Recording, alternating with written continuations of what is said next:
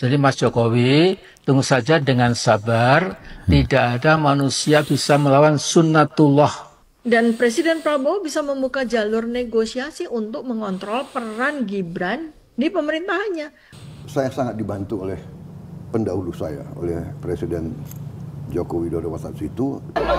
Kami sebagai rakyat masih setia sama Pak Jokowi. Biarpun sering dihujat. Joko Widodo. Oh, Joko Widodo sudah tidak jadi presiden, sudah ganti sekarang. Tidak sah. Bapak kita ini udah dilantik 10 tahun presiden, dilantik secara de facto. Jokowi bangsat, bajingan, tolol. Tapi Jokowi, dia tidak punya Tuhan. Jokowi itu apa? Ya Allah, dia itu seperti boneka golek. Satu hal yang dilupakan oleh mereka yang membenci Pak Jokowi, yang kemudian mengumbar-ngumbar soal ijazah palsu, bahwa mereka lupa Pak Jokowi itu dicintai rakyat. Pak Jokowi itu mendapatkan simpati oleh publik. Masyarakat lebih banyak memberikan dukungan kepada Pak Jokowi. Jadi mau kalian ulik-ulik seperti apapun, tetap yang namanya Pak Jokowi itu mendapat hati di tengah-tengah masyarakat.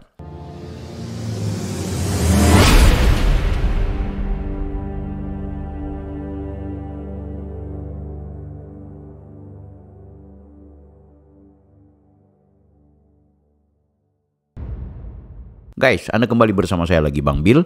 Di video kali ini saya mau tunjukin ada beberapa potongan video dari mereka-mereka yang sampai dengan saat ini belum move on untuk membahas terus-menerus ijazah palsu Pak Jokowi.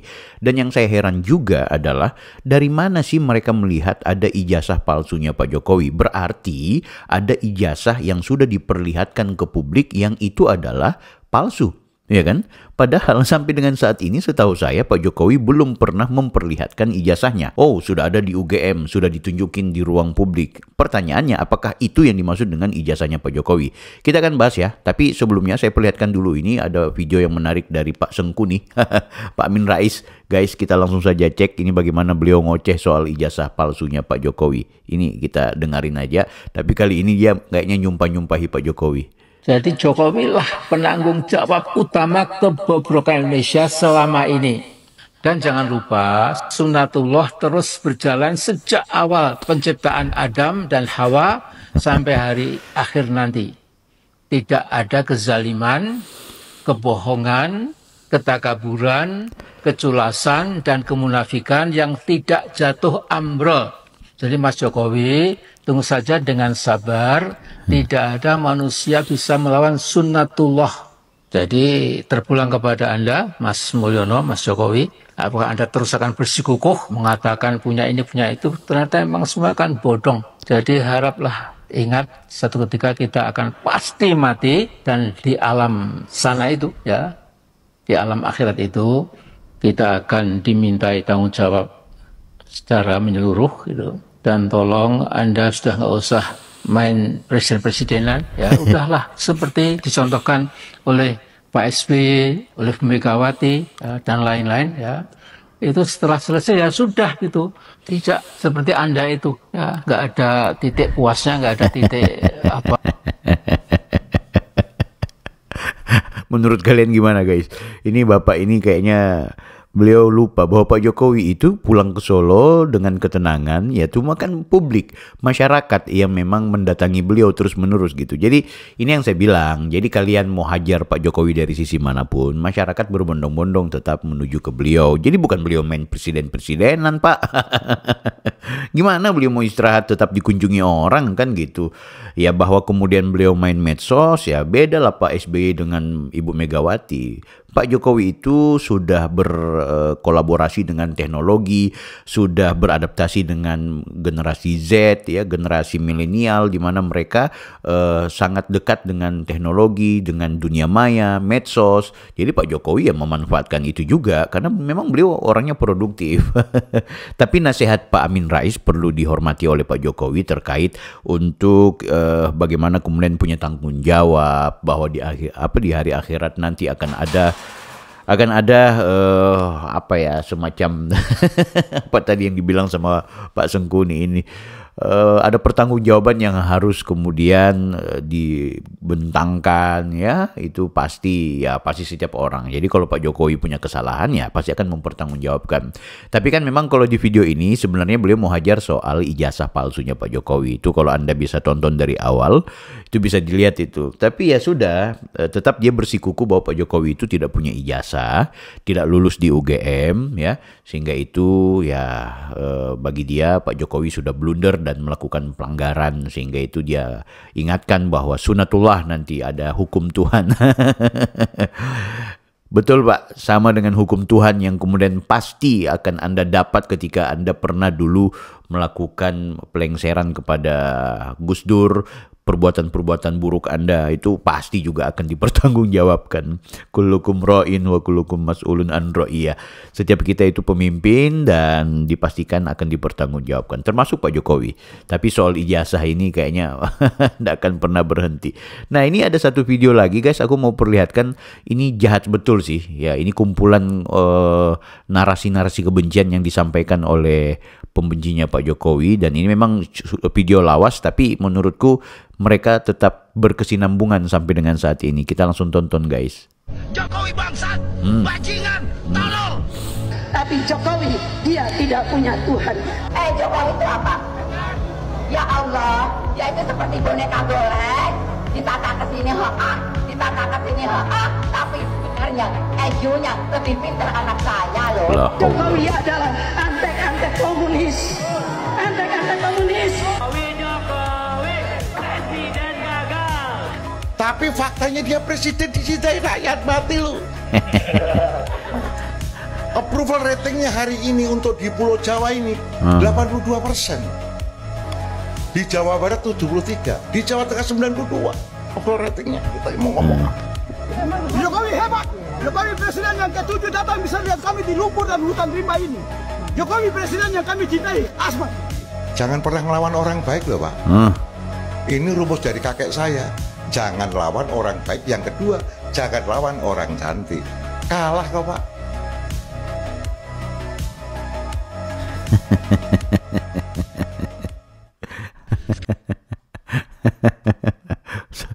Langsung di-cut sama Bambang Pacul di orang-orang yang caci maki. Jadi itu memang mereka tuh turunan. Jadi sampai dengan mereka-mereka itu yang sejak awal demo anti Jokowi yang berkaitan dengan korupsi, terus menghajar Pak Jokowi dari sisi-sisi tertentu. Nah, sekarang soal ijazah. Nah, wajah-wajah mereka itu nongol lagi di momentum masalah ijazah ini gitu. Nah, mereka ini gerbong-gerbongnya Refli Harun, ya, gerbongnya Anies Baswedan, gerbongnya Dr. Tifa. Nah, ini ada satu video Dr. Tifa yang menurutku menarik untuk kita lihat. Ini orang memang betul-betul kekeh untuk kemudian melihat bagaimana Pak Jokowi itu harus diadili, Pak Jokowi harus dipertanggungjawabkan soal ijazahnya, dan dia meminta Pak Prabowo, bahkan dia sarankan Pak Prabowo untuk kemudian menangkap Pak Jokowi atau memanfaatkan situasi kisruhnya Pak Jokowi ini guys. Kita lihat aja dulu nih. Bagaimana Presiden Prabowo memanfaatkan situasi untuk mengamankan posisi. Jika Presiden Prabowo mengetahui adanya permainan politik yang melibatkan soal ijazah ini, maka beliau biarkan saja skandal ini berkembang secara organik dan kemudian menggunakannya sebagai senjata politik untuk melakukan penekanan terhadap Jokowi dan kroni-kroninya.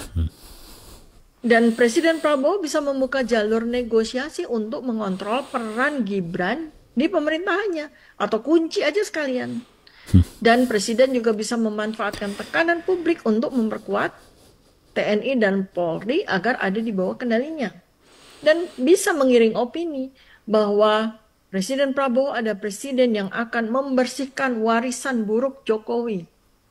Dampaknya untuk berikutnya apa? Jokowi bisa kehilangan pengaruh lebih cepat dari yang diperkirakan. Presiden Prabowo bisa mendapatkan dukungan lebih luas dari masyarakat yang ingin melihat perubahan. Jika dimainkan dengan cerdas, ini bisa membuat Presiden Prabowo lebih leluasa dalam menentukan arah kebijakan tanpa tekanan dari Jokowi lagi. Kenapa ya Ibu Dr. Tifa ini kemudian seolah-olah ingin memposisikan Pak Prabowo ini bonekanya Pak Jokowi? Halo, kalau Pak Prabowo itu memberikan apresiasi ke Pak Jokowi, iya, dan itu tidak hanya ke Pak Jokowi, bahkan ke Pak SBY juga, termasuk Ibu Megawati. Cuma kan yang memang lebih intens itu Pak Jokowi karena memang lebih dekat hubungannya gitu. Apalagi Pak Prabowo pernah menjadi menterinya Pak Jokowi. Nah, ini ada satu video menurutku menarik ketika Pak Prabowo itu diskusi dengan 7 jurnalis ya yang dianggap terkemuka. Ada beliau punya ungkapan bahwa saya harus akui bahwa saya dibantu oleh Pak Jokowi gitu kan.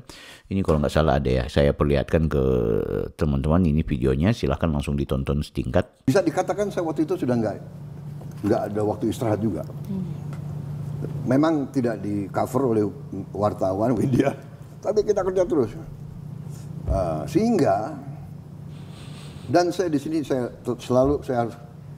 harus akui juga, saya sangat dibantu oleh pendahulu saya, oleh Presiden Joko Widodo pada saat itu. Beliau sangat membantu saya,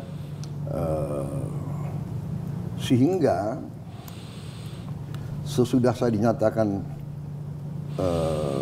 presiden terpilih, bukan presiden yang belum dilantik, tapi sudah, saya diajak hampir semua pertemuan kabinet yang bukan bidang saya. Kan saya waktu itu Menteri Pertahanan, tapi saya sudah diikutkan masalah pertanian, masalah ekonomi, masalah keuangan. Jadi saya merasa saya benar-benar memiliki waktu persiapan yang cukup. Nah, waktu kita mulai ya sudah, kita sudah mengerti apa yang harus dilaksanakan, execute. Dengar guys ya, Pak Prabowo saja itu mengakui bahwa Pak Jokowi itu betul-betul membantu beliau. Jadi sebelum beliau kemudian dilantik ya, sejak terpilih dan belum dilantik, Pak Jokowi sudah memanggil Pak Prabowo, sudah memposisikan Pak Prabowo itu sebagai orang yang nanti akan menyambung estafet dan sehingga bisa beradaptasi dengan baik. Makanya bagaimana mungkin Dr. Tifa mencoba untuk membuat narasi seolah-olah Prabowo itu harus dihadap-hadapi dengan Pak Jokowi, mengunci Gibran. Nggak bisa. Ini Pak Prabowo pasti akan, sebenarnya kalau Anda tonton sampai habis ya, ada pernyataan Pak Prabowo di situ. Saya ini heran kenapa orang membenci Pak Jokowi, kan gitu. Itu bahasa yang menurutku bahasa terhormat, bahasa elegan. Seorang presiden, seorang penguasa hari ini tetap dengan bijaksana menghormati sosok Pak Jokowi gitu kan. Entah karena kebaikan Jokowi ke Pak Prabowo atau apapun latar historisnya, itu urusan berikut. Tapi maksudku betapa Pak Prabowo itu sulit kalau kemudian agenda Dr. Tifa untuk membuat mereka pecah kongsi dengan Pak Prabowo. Jadi Pak Prabowo dengan Pak Jokowi itu nggak bisa dipisah-pisahkan. Jadi soal isu ijazah palsu ini itu kacangan, nggak akan ditanggapi oleh Pak Prabowo. Kan gitu. Apalagi ijazah palsu ini kan konstruksi semua. Sudah ada kok orang yang ditangkap, Bambang Tri dan Gus Nur, yang kemudian dinilai sudah melakukan pemberitaan bohong, penyebaran hoaks tentang ijazah palsu yang tidak bisa kemudian dibuktikan. Kan seperti itu. Oh, sekarang ada data forensik dari Bang Rismon, dosen, doktor, ya, yang kemudian mengkaji secara digital forensik yang memperlihatkan ke khalayak publik tentang kemampuan dia melakukan analisa-analisa. Aku pikir begini, coba kita lihat sebenarnya ijazahnya Pak Jokowi itu yang bagaimana sih? Ada nggak yang sudah pernah lihat ijazahnya Pak Jokowi? Dan apakah itu kemudian benar ijazahnya Pak Jokowi yang tersebar di media sosial? Oh, itu yang diperlihatkan oleh UGM, fotokopinya, bla bla bla bla, dan sebagainya, semua. Ya, tapi apakah itu ijazah asli yang kemudian dikeluarkan oleh Pak Jokowi, yang diperlihatkan oleh Pak Jokowi? Ya kan? Nah, itu dari UGM-nya. Kalau dari UGM-nya selesai perkara, ngapain lagi? Kampusnya membenarkan kok, oh itu palsu dan bla bla bla. Ya kalau sudah nalarnya memalsukan ya silahkan buktikan secara hukum, ya kan. Ini ya yang dimaksud dengan ijazah Pak Jokowi ya. Ya kita lihat baik-baik guys. Universitas Gadjah Mada, ya apakah ini ya yang dimaksud oleh orang-orang tentang ijazahnya Pak Jokowi? Ya, konon ininya tulisannya, ininya font Times Roman, terus ini fotonya kenapa berkacamata, terus ini ada stempel, ini ada tanda tangan, semuanya dipersoalkan oleh banyak masyarakat, termasuk ini setelah kemudian mendapat apa istilahnya ini, pengumuman atau informasi publik yang disampaikan oleh Bang Rismond. Ya menarik sih secara analisa, tapi maksudnya aku begini, apakah ini yang dimaksud dengan ijazah aslinya Pak Jokowi yang diperlihatkan ke media sosial gitu? Kalaupun ini dan kemudian dikaji secara digital forensik dan lain-lain sebagainya dinilai sebagai sebuah pelanggaran atau palsu, maka yang palsukan itu siapa? Kan gitu, itu harus dipertanggungjawabkan. Oh berarti UGM, ya silakan tuntut UGM. Nah sekarang kan Bang Rismond lagi ribut-ribut, ayo UGM silakan mengakulah kebohongan kalian sudah terbaca. Ya aku sih berharap ada bantahan dari UGM, tidak hanya sekedar narasi pemberitaan yang lalu ya, yang oh enggak ini asli bla, tapi bantah aja secara digital forensik itu yang disampaikan oleh Bang Rismond. Aku juga setuju itu kalau soal itu. Walaupun kemudian Bang Rismond itu menurutku dia akan mengalami dan akan patah di tengah jalan kalau akhirnya ada fakta-fakta yang sudah membenarkan Pak Jokowi itu benar-benar lulus di UGM gitu kan. Soal apakah ijazah ini dia sesuai dengan yang semestinya atau tidak, kan itu perlu dipertanyakan. Ada orang ijazahnya pernah hilang, ada orang ijazahnya kemudian telat terbit, ada orang yang kemudian ijazahnya bermasalah, yes gitu, tapi apakah kemudian itu menggagalkan dirinya sudah pernah kuliah dan pernah lulus mengikuti ujian bersama kampus itu? Nah selama kampus membuat semacam laporan informasi bahwa yang bersangkutan pernah kuliah, yang bersangkutan ada legalisir ijazahnya, yang bersangkutan diakui pernah kuliah dan betul-betul lulus, ya kenapa lagi kemudian diributkan soal ijazah palsu, ya kan? Dan kalau ijazah palsu berarti ada ijazah yang dari Pak Jokowi yang dikeluarkan. Kan gitu. Selama ini kan ijazahnya adalah fotokopi, memang bukan ijazah asli. Dan ijazah fotokopi yang kemudian dilegalisir untuk mendaftarkan diri sebagai calon presiden, calon gubernur, calon wali kota. Kan gitu. Nah makanya aku tertarik, ini ada satu video buat teman-teman ya, semacam hiburan saja buat kalian-kalian yang masih sampai dengan saat ini teriak-teriak dan koar-koar soal ijazah Pak Jokowi. Ini ada perempuan berjilbab nih, aku suka dia. Dia lucu-lucuan aja. Kita dengarkan ini ocehan dan ceramahnya. Assalamualaikum warahmatullahi wabarakatuh. Salam. Koar-koar ijazah palsu. Bapak Jokowi ini beneran kuliah di UGM Fakultas Kehutanan 1985. Ya. Ada dosennya, ada rektornya, ada dekannya, ada universitasnya, bukan universitas goib. Ya, beliau menempuh kuliah di UGM. Kalian ini agak somplak, sakit hati. Yeah. Bapak kita ini udah dilantik 10 tahun presiden, dilantik secara de facto. Ya, presiden itu sangat rumit seleksinya. Sampai beliau masuk 10 tahun bukan kaleng-kaleng. 10 tahun itu jangka panjang.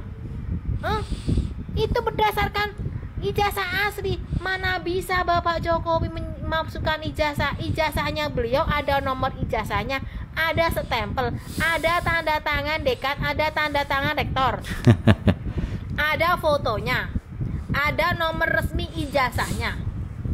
Ya, kalau Bapak kita memasukkan pasti udah dipidanakan, udah dijerusi besi pakai baju oranye. Kalian mikir stop keluar ijazah palsu, stop. Aku pendukung Bapak Jokowi asli pribumi Solo, sakit hati setiap kali aku dengar ada suara-suara di telingaku ijazah palsu. Stop, berhenti kalian, tobat, sadar, tobat ya, pendukung sakit hati, tobat. Assalamualaikum. Jadi benar guys, kalau kemudian disebutkan bahwa Pak Jokowi itu menggunakan kekuasaan ketika dia jadi presiden sehingga bisa membuat ijazah palsu. Oh tunggu, sebelum dia mencalonkan diri sebagai presiden, dia cuma mencalonkan diri gubernur di DKI. Dari mana letak kekuasaan dan kekuatan seorang gubernur DKI untuk kemudian memanfaatkan UGM, ya kan? Kalau kemudian UGM itu diotak-atik sama Pak Jokowi yang cuma mencalonkan diri sebagai gubernur Jakarta. Oh sebagai gubernur mungkin terlalu tinggi. Beliau mencalonkan diri sebagai wali kota. Kenapa nggak sejak itu aja kemudian UGM melakukan tindakan semacam mengoreksi apakah benar Jokowi pernah lulus. Dari situ kan udah selesai, udah diverifikasi oleh KPU bahwa benar dia lulus di UGM. Jadi coba rasional. Oh enggak, kalau wali kota juga politik kekuasaan, dia di partai besar sehingga partai besarnya mengintervensi UGM. Tanya sama partai besarnya itu PDI. Dan sebelumnya jangan dilupakan beliau juga mendaftarkan diri sebagai pekerja di kalau nggak salah di Aceh itu ya, ada perusahaan di mana dia menggunakan ijazah itu juga. Kenapa nggak diverifikasi sejak awal? Jadi terlalu memaksakan ini keadaan. Makanya kadang-kadang ada yang saya rasa senang dengan orang yang melihat bahwa Pak Jokowi itu orang baik dan orang yang perlu diapresiasi. Ini ada nasihat buat kalian-kalian yang marah-marah sama Pak Jokowi. Ini. Aku perlihatkan ya. Ini. Dia. Kenapa tidak panggil saya? Joko salah apa? Makanya negara Indonesia. Saya tahunya Joko. Joko Widodo. Oh, Joko Widodo sudah tidak jadi presiden, sudah ganti sekarang. Tidak sah. Tidak sah. Siapa yang pecat dia? Siapa yang pecat dia? Kenapa tidak panggil saya? Joko salah apa? Makanya itu diperhentikan.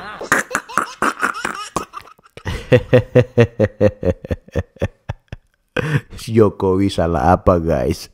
Stop, sudah bahas soal ijazah palsu. Ya, jadi kembali agak saya peringatin teman-teman, please hentikan sudah bicara soal isu ijazah palsu. Nggak akan dapat sama dengannya, serius. Titik puncaknya nggak akan mau dapat gitu. Kalian hanya akan lelah dengan sendirinya. Masyarakat tuh cinta sama Pak Jokowi. Itu terbukti ketika beliau kemudian waktu itu akan berpisah bersama